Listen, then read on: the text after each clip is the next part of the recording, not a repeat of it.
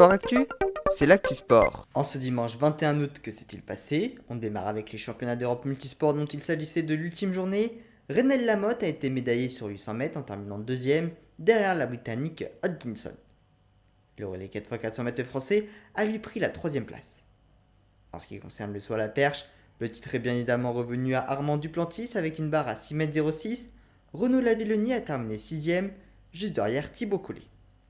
On retrouvera d'autres épreuves ce soir avec notamment la finale du 800 mètres et 10 000 mètres hommes, le 100 mètres et féminin et les finales des relais 4x100 mètres.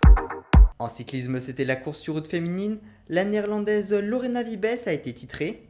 Première française Gladys Verhulst a terminé 9ème. En gymnastique, les finales hommes par appareil, Anthony Mansart a été vice-champion d'Europe au sol. Il n'a que 15 ans. En natation direction Rome, comme je vous le disais hier, la course de 25 km avait été raccourcie faute à la météo, mais seuls les nageurs italiens avaient reçu l'information et s'étaient donc dirigés vers la ligne d'arrivée pour se disputer la victoire. Les épreuves ont donc été annulées et aucun titre ni médaille ne seront desservis. Aujourd'hui, il y avait le 10 km.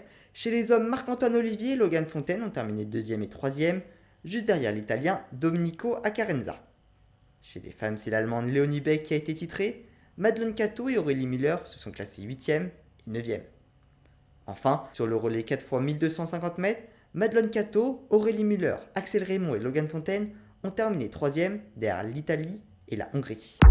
Également à Rome, les épreuves de plongeon. Petite déception pour Harry Hunt, il n'a pris que la 4e place du concours en vol à 27 mètres. Dans le reste de l'activité du football avec la suite de la 3e journée de Ligue 1, Marseille s'est imposé 2-1 face à Nantes, tout comme Rennes face à Ajaccio et Auxerre face à Montpellier. C'est la première victoire de la saison pour Auxerre. Clermont a battu Nice 1-0, victoire de Brest 3-1 face à Angers et match nul 1 partout entre Strasbourg et Reims, ainsi que 2 partout entre Toulouse et Lorient. Également en football, un mot sur la Ligue 2 avec la 4e journée du championnat. Saint-Etienne s'est très lourdement incliné 6-0 face au Havre et reste donc dernier avec moins 1 point au compteur. En haut du classement, plusieurs changements, puisque Caen prend la tête après sa victoire face à Guingamp, en attendant la rencontre entre Bordeaux et Grenoble ce soir.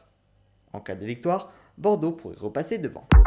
En MotoGP, le Grand Prix d'Autriche, victoire de l'Italien Francesco Bagnaia devant Fabio Quartararo, qui conforte donc son avance au classement des pilotes, puisque son dauphin Alex Espargaro a terminé 6ème, juste derrière Johan Zarco.